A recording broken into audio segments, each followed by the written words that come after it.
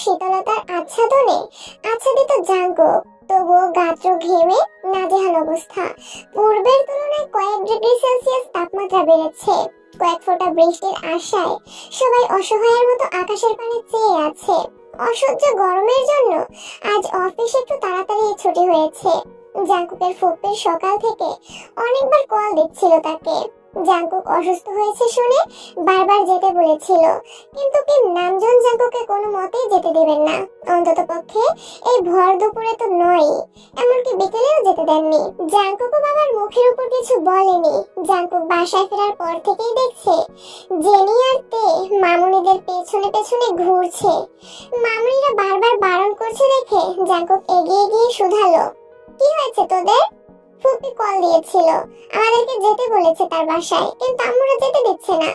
Jungkook কপালে কয়েক স্তর ভাঁজ পড়েছে তার। উদ্বিগ্ন কণ্ঠে বলল, ফুপি সকাল থেকে আমাকেও বারবার কল দিচ্ছিল, কোনো সমস্যা হলো কিনা? জাঙ্কুক ফের জিজ্ঞেস করলো, মামুনি তোমাদের কিছু বলেছে? তেমন কিছু বলেনি, শুধু বলেছে তোরা যেন রাতে ওখানে খাওয়া দাওয়া করিস। তোমাদের কিছু বলেনি? আমাদের শুক্রবারে দাওয়াত দিয়েছে, আবার বললো বোগামার কাইকে পাঠিয়ে দাওয়াত দিবে, তোর আব্বুকে কল দিয়ে বলবে বলল। জাঙ্কুক স্বাভাবিকভাবে বলল, আমি ভেবেছিলাম শুধু আমাকেই কল দিচ্ছে, সকালে বলেছি বিকালে আসতে পারি, কিন্তু গরমের জন্য আব্বু যেতে দেয়নি, জোর করে বাসায় নিয়ে আসছে। রাতে ঝড় হতে পারে ভেবে তোর চাচু ওদের পাঠাতে না করলো। এদিকে আপা বারবার কল দিয়ে যাচ্ছে, সুগাও কল দিয়ে বলল ওদের পাঠাতে। সুগা নাকি কাজ শেষ করে ফুপির বাসায় যাবে। আচ্ছা, আমি ফুপির সাথে কথা বলছি, শুক্রবারে সবাই গেলে আজ তাহলে কারো যাওয়ার প্রয়োজন নেই। সেই বরং ভালো, তুই কথা বলে দেখ। জাঙ্কুক ফোন হাতে নিয়ে চলে যাচ্ছে। তে কপাল গুটিয়ে জাঙ্কুকের দিকে তাকিয়ে আছে। জাঙ্কুক একটু দূরে যেতেই তে দ্রুত জাঙ্কুকের কাছে গিয়ে হাতে চিমটি কাটলো।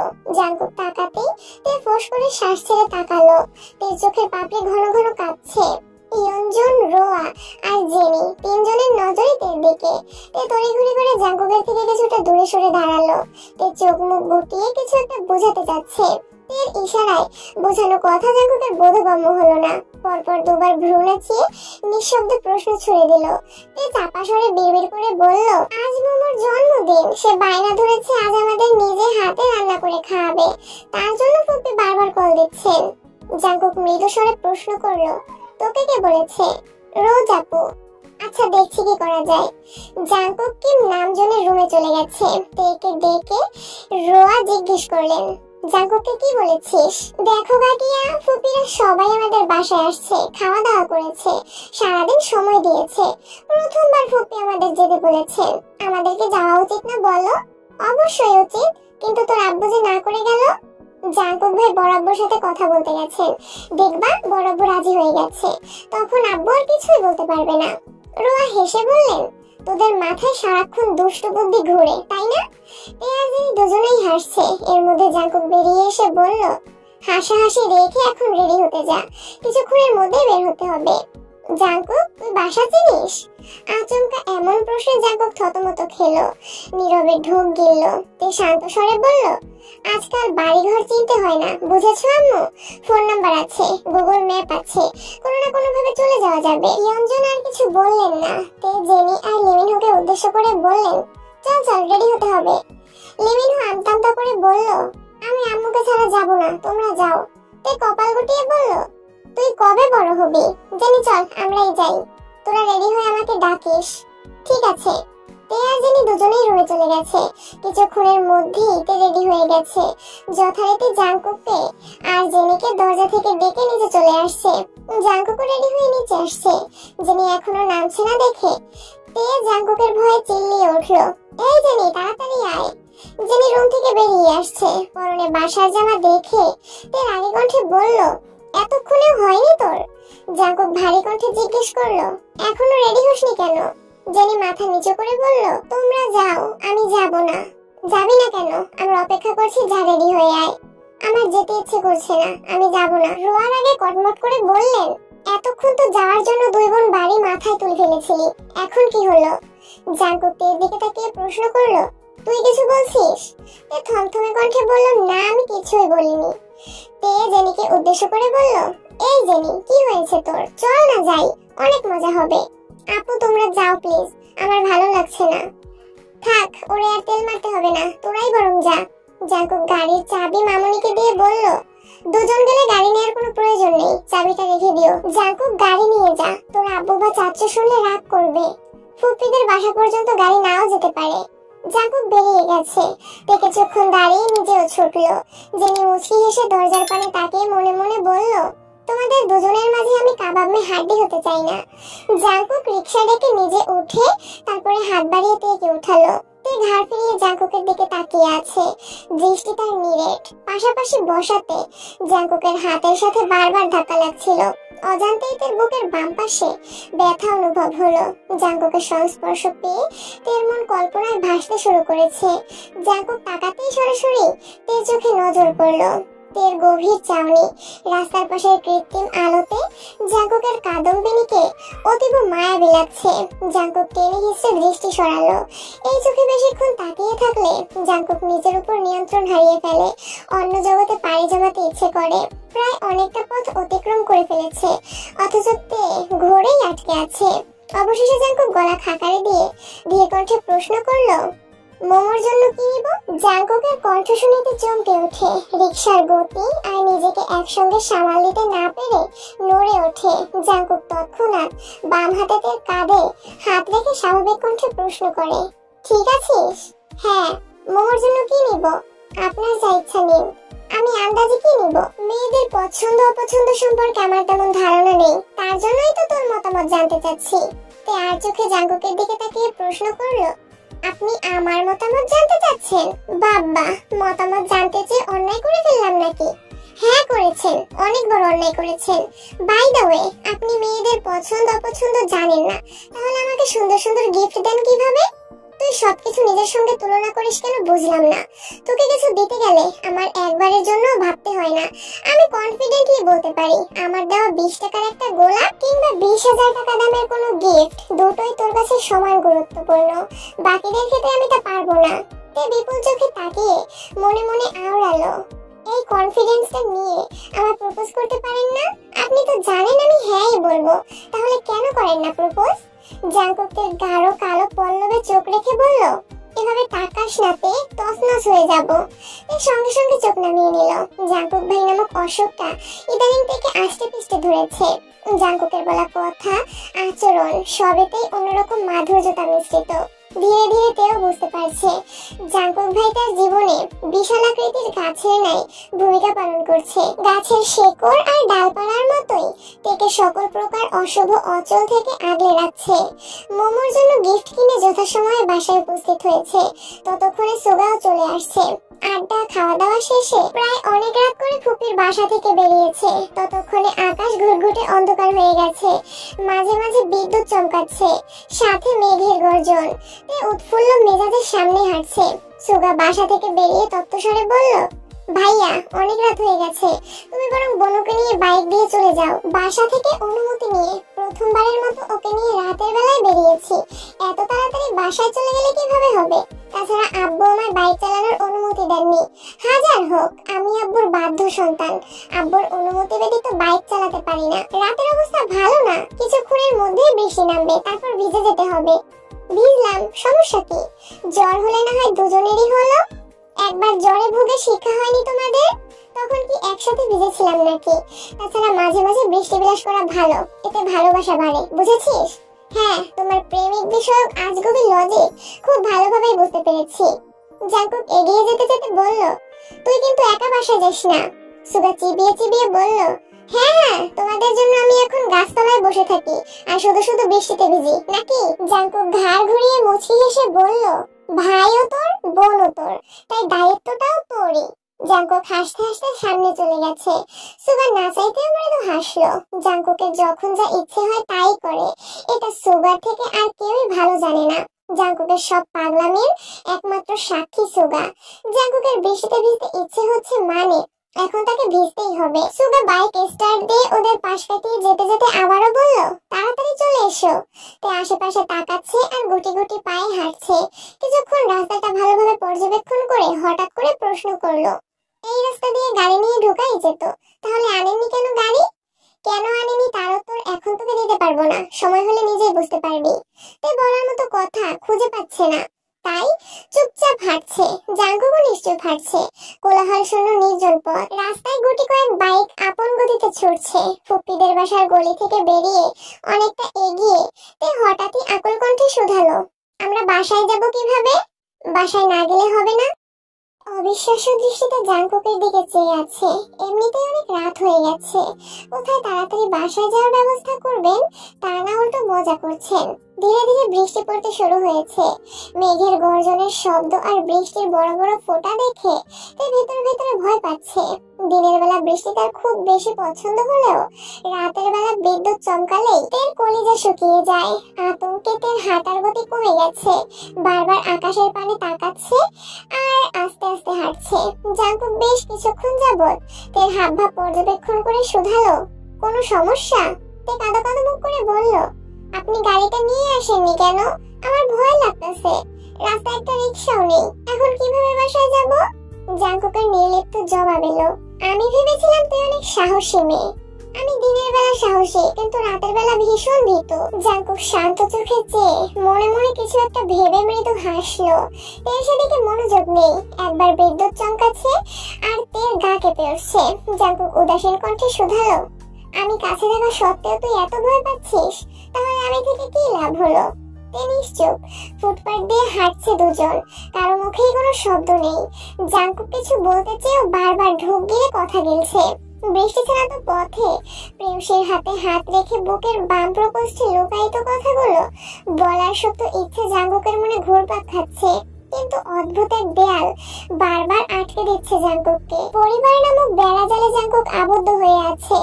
তে জাঙ্কুককে ভালোবাসে, অনেক বেশি ভালোবাসে, কিন্তু জাঙ্কুককে পাওয়ার জন্য আদৌ কি তে পরিবারের সামনে দাঁড়াতে পারবে? যেখানে জাঙ্কুক নিজেই বাড়ির সবার মুখোমুখি হওয়ার জন্য নিজেকে যোগ্য ভাবতে পারছে না, সেখানে তে তো কিছুই না। ক্ষণে ক্ষণে বৃষ্টি বাড়ছে, সেই সাথে বিদ্যুৎ চমকানোর মাত্রাও বেড়েছে। দুজনেই কাকভেজা হয়ে গেছে। জাঙ্কুকের পরনে নেভি ব্লু রঙের শার্টটা ভিজে গায়ের সঙ্গে একেবারে লেপটে গেছে। ফোন আর ওয়ালেটটা ফুপির বাসা থেকেই পলিথিনে পেঁচিয়ে নিয়ে আসছিল। তে আজ থ্রি পিস পরেছিল, চুলে খোপা করে মাথায় ওড়না দিয়েছিল, কিন্তু বৃষ্টিতে ভিজে নাজেহাল অবস্থা হয়ে গেছে। সরু রাস্তায় বড় বড় কদম ফেলায় জাঙ্কুক তে থেকে কিছুটা এগিয়ে গেছে। প্রবল বৃষ্টিতে তে হাঁটতেই পারছে না। জাঙ্কুক সামনে থেকে তের দিকে তাকালেই তে তেজপূর্ণ কণ্ঠে বলে উঠলো, আপনি আমার ফেলে চলে যাচ্ছেন কেন? দেখছেন না আমি ভয় পাচ্ছি? জাঙ্কুকের পদযুগল থমকে গেছে। এক পলক সামনে তাকালো, পুনরায় আর চোখে চেয়ে গৌরগম্ভীর কণ্ঠে বলে উঠলো, কোলে নিতে হবে? বেশ ব্যস্ত হয়ে জাঙ্কুকের দিকে তাকালো। সহসা মনে পড়ে গেছে জাঙ্কুকের সঙ্গে কোনো এক বিকেলে বৃষ্টিতে ভেজার ঘটনা। সেদিন হোঁচট খাওয়ার পর পর জাঙ্কুকের কোলে তোলার ঘটনা মনে পড়তেই তে থতমত খেয়ে বলল, না না, আপনি শুধু আমার কাছাকাছি থাকুন। জাঙ্কুক নিজের হাত বাড়ালো। তে এক হাতে জাঙ্কুকের হাতটা ধরার চেষ্টা করলো, কিন্তু তের ছোট্ট হাত জাঙ্কুকের মোটা হাতকে ঠিকমতো ধরতে না পেরে সহসা দু হাতে জাঙ্কুকের বাহু চেপে ধরেছে। জাঙ্কুক চাপা স্বরে বলল, মুরগির কলিজা নিয়ে রাতে ঘুমাস কিভাবে তুই? তে ঠোঁট উল্টিয়ে জাঙ্কুকের দিকে তাকাতেই আবারও বিদ্যুৎ চমকালো। তে ভয়ে দু হাতে জাঙ্কুকের বাহু আরো শক্ত করে ধরেছে। জাঙ্কুকের নিজের অন্য হাত তের হাতের উপর রেখে কোমল কণ্ঠে বলল, ভয় পাস না, আমি আছি তো। জাঙ্কুকের স্পর্শ, সেই সঙ্গে মোলায়েম কণ্ঠে বলা ছোট্ট একটা কথাতেই তের মন থেকে ভয় ডর সব একেবারে চলে গেছে। দীর্ঘ নিঃশ্বাস ছেড়ে আকাশের পানে চেয়ে মুচকি হেসে বলল, আমার জাঙ্কুক ভাই আমার পাশে থাকলে আর কিচ্ছু চাই না। যদি আজ আমার মৃত্যু হয় তবে যেন জাঙ্কুক ভাইয়ের বুকে মাথা রেখে মরতে পারি। আস্তে আস্তে তার ভয় অনেকটাই কেটে গেছে। জাঙ্কুকের হাঁটার সাথে তাল মিলিয়ে তেও নিজের মতো হাঁটছে, তবে জাঙ্কুকের হাত একবারের জন্য ছাড়ছে না। তে আর জাঙ্কুক ফুপ্পিদের বিষয় টুকিটাকি কথা বলছে। এত বছর জাঙ্কুককে নিয়ে তেমন মাথা না ঘামালেও এখন জাঙ্কুকের ব্যাপারে তার খুব চিন্তা। তে আচমকা প্রশ্ন করে বসলো, জাঙ্কুক ভাই, আপনি কি এখনো সিগারেট খান? জাঙ্কুক ভ্রু গুটিয়ে বলল, না। কেন? সত্যি করে বলুন, আপনি কবে থেকে সিগারেট খাওয়া শুরু করেছিলেন আর কবে শেষ করেছেন, নাকি এখনো খান? রোমান্টিক আবহাওয়ায় এর এমন প্রশ্ন জাঙ্কুকের কাটা গায়ে নুনের ছিটার মতো লাগছে। জাঙ্কুক কড়া গলায় বলল, এখন এসব প্রশ্ন করার সময়? তে গাল ফুলিয়ে চোখ নামিয়ে ধীর কণ্ঠে বলল, তার মানে আপনি এখনো সিগারেট খান? জাঙ্কুক বিরক্ত হয়ে তের দিকে তাকালো, পরপর এদিক সেদিক তাকিয়ে গম্ভীর কণ্ঠে বলল, আমি মিথ্যা কথা বলি না তে। তারপরে যদি তোর আমাকে বিশ্বাস করতে কষ্ট হয় তাহলে আমার কিছুই বলার নেই। তে হতবাক হয়ে গেছে। জাঙ্কুককে ইদানিং কিছু বললেই ছ্যাট করে ওঠে। বিশেষ করে বিশ্বাস নিয়ে কথা বলে তো উপায় নেই। তে মনোযোগ দিয়ে কতক্ষণ জাঙ্কুককে দেখে প্রশ্ন করলো, কি হয়েছে আপনার, এভাবে কথা বলছেন কেন? আমি কখনো কারো বিশ্বাস ভঙ্গ করিনি। তোর তো নয়। সিগারেট আমার নেশা না। যখন কোনো বিষয়ে খুব বেশি রেগে থাকি, দিশা দিশা না পাই, তখন একটু একটু সিগারেট খেতাম, এটুকুই। তারপরও এত বছরে হাতে গোনা কয়েকটা সিগারেটই খেয়েছি। এসব এখন অতীত। সিগারেট ছেড়েছি বহুদিন হলো, ছোঁয়াও পর্যন্ত হয় না। সেদিনের পর তুই কোনোদিন আমার হাতে সিগারেট দেখেছিস, রুমে পেয়েছিস, নাকি আমার গায়ে সিগারেটের গন্ধ পেয়েছিস? তবু কেন এত অবিশ্বাস? তোর সন্দেহের তালিকায় কেন সবসময় আমার নামটাই থাকে? এখনো এই মানুষটাকে একেবারে বিশ্বাস করা যায় না? জাঙ্কুক একরাশ হতাশা নিয়ে কথাগুলো বলেছে। শেষ প্রশ্নগুলো বলার সময় জাঙ্কুকের গলা কাঁপছিল। অজানা এক ক্রোধে জাঙ্কুক আবার দগদগে স্বরে বলল, সুগাকে কল দিয়ে তোকে নিয়ে যেতে বলি। তুই আর্তনাদ করে উঠল, কেন? আর যাই হোক, জাঙ্কুক কখনো কাউকে জোর করবে না। অন্তত পক্ষে তাকে বিশ্বাস করতে তো নয়। আমার সত্যিই গাড়িটা নিয়ে আসা উচিত ছিল। তুই মায়াবী দৃষ্টিতে চেয়ে শীতল কণ্ঠে বলল, আপনি এভাবে কথা বলছেন কেন? আমি আপনাকে বিশ্বাস করি, অনেক বেশি বিশ্বাস করি। সত্যি বলছি। ভাইকে কল দেবেন না প্লিজ, আমি আপনার সাথেই যাব। যেখানে তুই আমাকে বিশ্বাস করতে পারিস না, সেখানে তোর বাবা মায়ের চোখে তো আমি মস্ত বড় অপরাধী হয়ে যাব। তোর জ্বর হলে কেউ আমায় ছেড়ে কথা বলবে না। জাঙ্কুক দুপা এগোতেই তে এক হাতে জাঙ্কুকের আঙুল ধরার চেষ্টা করে, কিন্তু জাঙ্কুক আঙুল ছাড়িয়ে এগিয়ে যেতেই তে তড়িঘড়ি করে জাঙ্কুকের সামনে গিয়ে সরাসরি জাঙ্কুকের শার্ট আঁকড়ে ধরে সাফাই দেওয়ার মতো সরে আকুল কণ্ঠে বলে উঠল, আমি আর কোনোদিন আপনাকে এমন কথা বলবো না, আপনাকেও কখনো অবিশ্বাস করবো না। আপনি যা বলবেন, যে অবস্থাতেই বলবেন, আমি সাথে সাথে বিশ্বাস করে ফেলবো। প্লিজ আপনি রাগ করবেন না, প্লিজ। আমি কানে ধরছি। এতক্ষণ জাঙ্কুক শক্ত থাকলেও তের শেষ বাক্যে জাঙ্কুক তৎক্ষণাৎ তের হাত চেপে ধরলো। তের হাত তখনও জাঙ্কুকের বুকেই ছিল। সবেমাত্র কানে ধরার জন্য হাত তুলতে যাচ্ছিল, তার আগেই জাঙ্কুক আটকে দিয়েছে। জাঙ্কুকের রাগ মুহূর্তেই দমে গেল। ভারী কণ্ঠে বলল, অতি সামান্য কারণে জাঙ্কুক কাউকে এত বড় শাস্তি দিবে না। তে ফের বলে উঠল, আপনি রাগ করলে আমার খুব ভয় হয়। কিসের ভয়? তে বিড়বিড় করে বলল, আপনাকে হারানোর। ঝুম বৃষ্টিতে তের বিড়বিড় করে বলা কথাটা জাঙ্কুক ঠিক মতো বুঝতে পারেনি। শিওর হতে জাঙ্কুক পুনরায় শুধালো, কি বললি? তে কিছু না বলে জাঙ্কুকের উপর মাথা ঠেকালো। অনেকক্ষণ যাবৎ বৃষ্টিতে ভেজার কারণে তের শরীর ঠান্ডা হয়ে যাচ্ছে। আকস্মাৎ ভয়ে জাঙ্কুকের বুক কাঁপছে। তের যদি শরীর খারাপ হয় আবার? জাঙ্কুক তড়িঘড়ি করে বলল, শরীর খারাপ লাগছে? সহসা জাঙ্কুকের থেকে দূরে সরে দাঁড়ালো। প্রিয় মানুষের সহচর্য পেলে মানুষ সব ভুলে যায়। এর ক্ষেত্রেও তাই হয়েছে। ঘোরের মধ্যে কখন যে জাঙ্কুকের বুকে মাথা রেখেছে সেটা খেয়ালই করেনি। জাঙ্কুক ডাকতেই তার ঘোর কেটে গেছে। লজ্জায় মাথা নিচু করে সামনে এগিয়ে যাচ্ছে। জাঙ্কুক পিছু পিছু ডাকছে, কিন্তু তে তাকাতেই পারছে না। জাঙ্কুক এগিয়ে গিয়ে তার মাথার কিছুটা উপরে দুহাত রাখলো, যেন সরাসরি বৃষ্টির পানি তার মাথায় না পড়ে। তে চোখ তুলে তাকিয়ে দেখলো একবার, পুনরায় লজ্জায় চোখ নামিয়ে নিল। জাঙ্কুক ভাই মানুষটা কেমন জানি, এই রাগ করেন, এই আবার ভালোবাসার চাদরে মুড়িয়ে নেন। ওনার মন বোঝার সাধ্যে পৃথিবীর কারো নেই। কিছুটা এগোতেই তে চা খাওয়ার জন্য বায়না ধরেছে, অথচ জাঙ্কুক খুঁজছে মেডিকেল শপ। নিজের ইচ্ছেকে প্রাধান্য দিতে গিয়ে অসময়ে তেকে নিয়ে বৃষ্টিতে ভিজে এখন নিজেই টেনশন করছে। তের সেদিকে খেয়াল নেই। সে নিজের মতো ঘুরছে আর চায়ের দোকান খুঁজছে। জীবনে প্রথমবার গভীর রাতে বৃষ্টিতে ভিজছে। তের মন এমনিতেই খুব উতলা হয়ে আছে, তার উপর সাথে জাঙ্কুক ভাই। বাসার সব চিন্তা ভুলে বৃষ্টি উপভোগ করছে আর জাঙ্কুকের সঙ্গে খুনসুরিতে মেতে আছে। অবশেষে একটা চায়ের দোকানে থেকে বসিয়ে জাঙ্কুক পকেট থেকে ফোন আর ওয়ালেট বের করছে। উপরে টিনের চালে টুপটাপ বৃষ্টির ফোঁটা পড়ছে। তে আপন মনে বসা থেকে সে চালের দিকে চেয়ে আছে। টিনের চালের মাতাল করার শব্দে তের ভাবনারা ছন্ন ছড়া হয়ে যাচ্ছে। তে জাঙ্কুকের দিকে তাকাতেই জাঙ্কুক বলে উঠল, বৃষ্টির শব্দটা ভালো লাগছে? হ্যাঁ, আগে বর্ষাকালে নানা বাড়ি গেলে এই শব্দটা শুনতাম, অনেক ভালো লাগতো। কত বছর পর আবার শুনছি। লাল চা খাবে নাকি দুধ চা? লাল চা খাবো। ঠিক আছে ম্যাম। জাঙ্কুক চলে গেল। হঠাৎই তার কানে জাঙ্কুকের কণ্ঠ বেজে উঠল, মামা আপনি বসুন, চা আমি বানাচ্ছি। তে আটকে উঠে পেছনে ঘুরলো। সত্যি সত্যি জাংকুক চা বানাচ্ছে। তে তৎক্ষণাৎ বসা থেকে উঠে দাঁড়ালো। ভেতরে থাকা হৃৎপিণ্ড ছুটছে দিক বিদিক। ঠোঁটে ফুটে উঠেছে প্রশান্তির হাসি। আকস্মাৎ মনে দুশ্চিন্তারাও ভর করেছে। নিজের অজান্তেই বলে উঠলো, এত সুখ আমার কপালে সইবে তো? সঙ্গে সঙ্গে তিনি নিজের মাথায় গাঁটটা মেরে বলল, কি সব বাজে কথা ভাবছিস? জাংকুক 2 কাপ চা নিয়ে এগিয়ে আসলো। আদা লেবু দিয়ে 2 কাপ চা নিয়ে আসছে। জাংকুককে দেখে তে পুনরায় চেয়ারে বসলো। তেকে 1 কাপ চা দিয়ে জাংকুক পাশের চেয়ারে বসে চায়ে চুমুক দিল। তে 1 চুমুক চা খেয়ে মুগ্ধ হয়ে জাংকুকের পানে চেয়ে জিজ্ঞেস করলো, আপনি আর ঠিক কি কি পারেন একটু বলবেন? জাংকুক নির্বিকার ভঙ্গিতে বলল, বলতে পারবো না, তবে প্র্যাকটিক্যালি সব পারবো। বাহ, বড় আব্বু আর বড় আম্মুর একমাত্র ভদ্র ছেলে। আপনি ছেলে হয়ে যা পারেন, আমি মেয়ে হয়েও তা পারি না। আমি কখনোই ভদ্র ছেলে ছিলাম না। আমি 1 নম্বরে অসভ্য আর অভদ্র একটা ছেলে। তাছাড়া তোকে কাজ শিখতে বলেছে কেউ? তোর যখন যা লাগবে শুধু অর্ডার করবি। আপনি অভদ্র এটা কে বলেছে?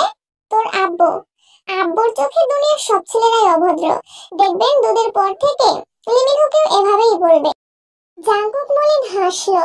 নিষ্ঠুর এই পৃথিবীতে সবার প্রিয় হয়ে ওঠা কারো পক্ষেই সম্ভব না। তবে জাংকুকের প্রচেষ্টা শুধুমাত্র নিজেকে প্রমাণ করা। জাংকুক অভদ্র নয়, তবে অসভ্য তো বটেই। তেকে কাছে পেলে আরো বেশি অসভ্য হয়ে যায়।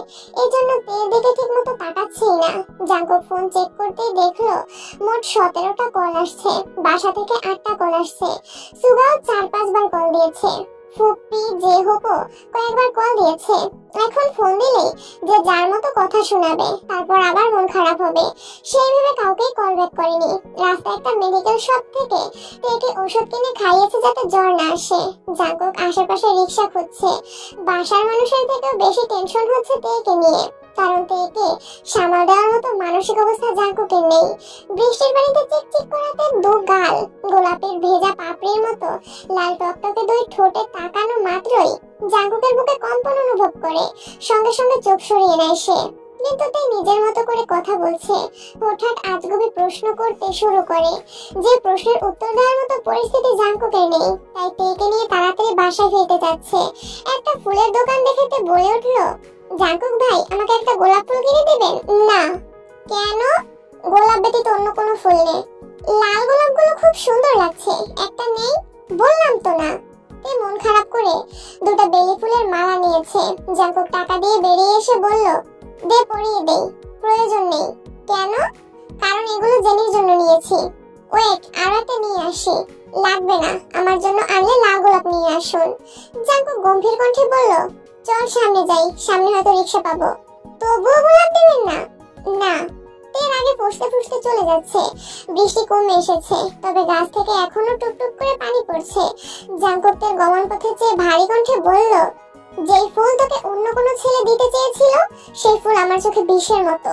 জাংকুক সেই বিষ ছোবে না। এদিকে সুগা বাসার কাছে গাছের নিচে বাইকে বসে আছে আর ওদের জন্য অপেক্ষা করছে। বৃষ্টি কমাতে জাংকুককে কয়েকবার কল পর্যন্ত দিয়েছে, কিন্তু জাংকুক ফোনই ধরছে না। হঠাৎ জিমিনের কথা ভেবে কল দিল জিমিনের নাম্বারে। অনেকদিন পর জিমিনের ফোনে কল ঢুকছে। প্রথমবার রিসিভ হলো না, দ্বিতীয়বার রিসিভ করার সঙ্গে সঙ্গে জিমিন প্রশ্ন করলো, হ্যালো, কে? বাহ, এত অপরিচিত হয়ে গেলাম। জিমিন তৎক্ষণাৎ বলে উঠলো, আসসালামু আলাইকুম। ওয়ালাইকুম আসসালাম। সরি সুগা ভাই, নতুন ফোন তাই নাম্বারটা সেভ ছিল না। ও আচ্ছা, ফোন কবে কিনলা? আজকেই কিনেছি। আপনি কি বাহিরে? হ্যাঁ, কেন? বৃষ্টি বাতাস এসবের শব্দ হচ্ছে মনে হয়। ও আচ্ছা, গাছতলায় বসে আছে তাই এমন মনে হচ্ছে। গাছতলায় কেন? এমনিতেই একটু কাজ ছিল। রাতে খেয়েছো? জি, আপনি? হ্যাঁ, ফুপিদের বাসায় খেয়ে আসলাম। ফুপিরা কেমন আছেন? আলহামদুলিল্লাহ ভালো। আচ্ছা, ভালো থাকুন, রাখি এখন। কেন? ঘুমাবো। আচ্ছা, ঘুমাও। সুগার কথা শেষ হওয়া মাত্রই জাংকুক কাটতে আসছে। যথারীতি তিনজনেই কাক ভেজা হয়ে বাসায় ফিরেছে। রাত 11টার উপরে বেজে গেছে, অথচ 3 ভাই সোফায় বসে আছে। কাঠগড়ায় তে, জাংকুক আর সুগা। তে হাঁচি দিতেই জাংকুক মাথা নিচু করে কপাল গুটিয়ে চোখ বন্ধ করে দাঁতে দাঁত চেপে ধরেছে। আজ একটা ঘূর্ণিঝড় হতে চলেছে, যার সূচনা তের একটা হাঁচি করে দিল। জাঙ্কুক মাথা নিচু করে তেকে আস্তে করে বলল, রুমে যা। তে কোনো দিকে না তাকিয়ে ভেজা জামা নিয়ে নিজের রুমের দিকে ছুটছে। ড্রয়িং রুম, সিঁড়ি সব ভিজে গেছে। কিম নামজুন তের দিকে একবার তাকিয়ে পুনরায় জাঙ্কুকদের দেখলো। গম্ভীর কণ্ঠে প্রশ্ন করলো, তোমাদের এই অবস্থা কেন? জাঙ্কুক সাফাই দেওয়ার স্বরে বলল, আপনি বলেছেন বাইক যেন না চালাই, আর রাস্তায় রিক্সা পাইনি। গাড়ি নাওনি কেন? ফুপিদের বাসা পর্যন্ত গাড়ি ঢুকবে কিনা শিওর ছিলাম না। বাসা পর্যন্ত না যাক, রাস্তা পর্যন্ত তো যেত। রাস্তায় রাখবো, তারপর কোনো অ্যাক্সিডেন্ট হলে, আই মিন চুরি হলে গাড়ির দায় কে নিবে? আমি? কিম নামজুন ভারী কণ্ঠে বললেন, তুমি না নিলে তোমার বাপেই না হয়নি তো? যত যাই হোক, গাড়িটা তো তোমার বাপেরই। জাঙ্কুক মৃদু হেসে বলল, আমার জন্য কাউকে কোনো দায় নিতে হবে না, আর আমিও অযথা কোনো দায় নিতে চাই না। সোবিন এবার চেঁচিয়ে উঠলেন, তোমাদের ঘাড়তারামির জন্য আমার মেয়েটাকে কেন ভিজিয়েছো? ওর কিছু হলে? আপনার মেয়ের কিছু না হলেই তো হলো। এত রাতে এখানে কথা বাড়ালে ঝামেলা হবে ভেবেই সোবিন হুঙ্কার দিয়ে সোফা ছেড়ে উঠে চলে গেছেন। বেখুইনও নিজের রুমে চলে গেছেন। কিম নামজুন কাজের মহিলাকে ডেকে ফ্লোর মুছার কথা বলে নিজেও ভেতরে চলে গেছেন। জাঙ্কুক ভেতরে ফুঁসছে। রুমে গিয়ে রাগে বিছানার উপর ফোন ছুঁড়ে ফেলে সোজা ওয়াশরুমে চলে গেছে। জাঙ্কুকের রাগের একমাত্র কারণ সে নিজেই। জাঙ্কুক শাওয়ার নিয়ে আবার রান্নাঘরে এসে তের জন্য স্যুপ আর কফি করে নিয়ে গেছে। তেকে ডাকতেই তে দরজা খুলে স্বাভাবিক কণ্ঠে বলল, ভেতরে আসুন। জাঙ্কুক গুরুতর কণ্ঠে বলল, না থাক, কখন আবার চেঁচিয়ে তোর আম্মুকে ডাকবি? তে আহম্মকের মতো তাকিয়ে থাকে। খাবারগুলো নিল। জাঙ্কুক সঙ্গে সঙ্গে চলে গেছে। সুগা ফ্রেশ হয়ে জাঙ্কুকের রুমে আসছে। মূলত সোহায়ুনদের ব্যাপারে কথা বলতে এসেছে। জাঙ্কুকের অ্যাক্সিডেন্টের পর থেকে তের মতো জাঙ্কুক ওদের ব্যাপারে মাথা ঘামায় না। সুগাকে প্রথম এক দুবার জিজ্ঞেস করলেও এরপর থেকে একবারের জন্য তাদের কথা জিজ্ঞেস করেনি। সুগা আজ নিজ থেকেই কথা বলতে আসছে। আজ শুক্রবার, ফুপির বাসাতে আজকে সবার দাওয়াত। নামাজ পড়েই সবাই রওনা দিয়েছে। জাঙ্কুক, সুগারা, তে, জেনি, লিমিনহো বেখুইন গাড়িতে যাচ্ছে। বাকিরা কিম নামজুনের গাড়িতে। কাই আর বোগাম দুজনেই গলির মোড় থেকে ওনাদের এগিয়ে নিয়ে গেছে। জেনি কাইকে দেখে বড় করে ভেঙচি কাটলো। আত্মীয়তার সম্পর্কের খাতিরে কাই মৃদুভাবে হাসলো। তে জেনিকে সারাদিন সামনে রেখেছে যেন কোনোভাবে কোনো অঘটন না ঘটায়। খাওয়া দাওয়ার পর্ব শেষ করে বিকেলের দিকে বাসার উদ্দেশ্যে রওনা দিয়েছে। আগামী পরশু থেকে রমজান শুরু, তাই ফুপ্পির জোড়াজোড়িতে আজই সবাইকে আসতে হলো। ফুপ্পির সাথে সবারই খুব ফর্মাল সম্পর্ক। জাঙ্কুকরা ফুপ্পিকে যতটা আপন করে নিয়েছে, বড়রা ঠিক ততটা পারছে না।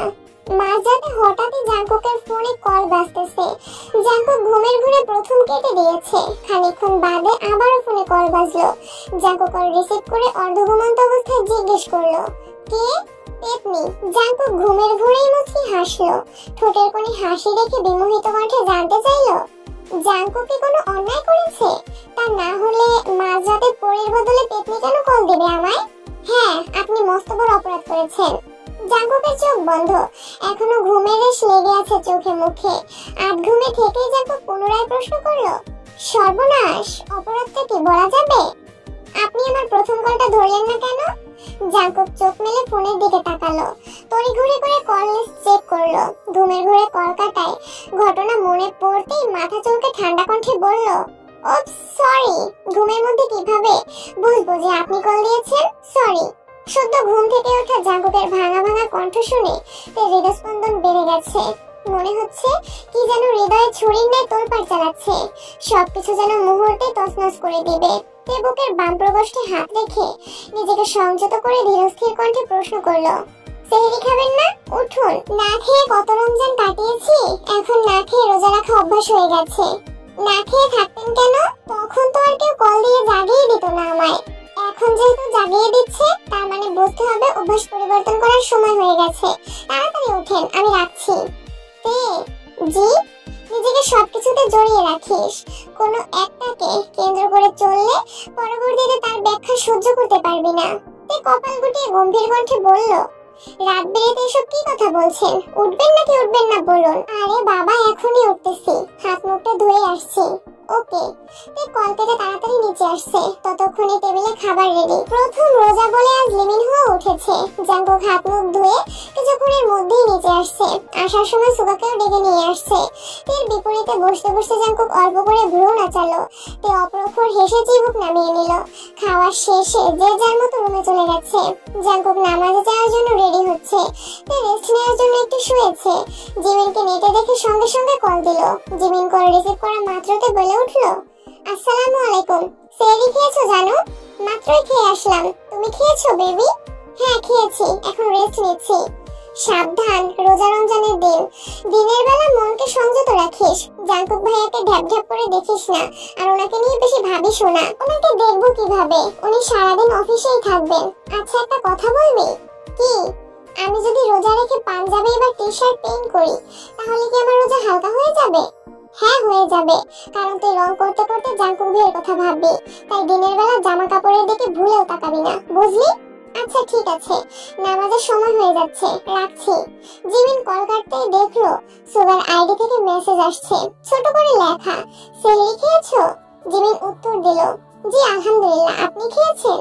হ্যাঁ। কোনো পাশ থেকে আর কোনো মেসেজ আসলো না। সুগার 2-3 বার কিছু লিখেও বারবার মুছে দিয়েছে। কিছু একটা বললে, সেই মেসেজ দেখে দেখালে বোনের নজরে সুগা ছোট হয়ে যাবে।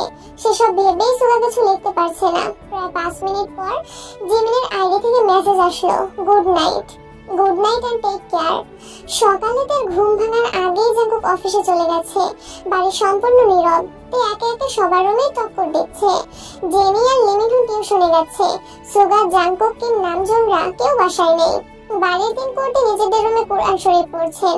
তে ঘুরে ফিরে নিজের রুমে এসে শাওয়ার নিয়ে ওযু করে সেও কোরআন শরীফ পড়তে বসেছে।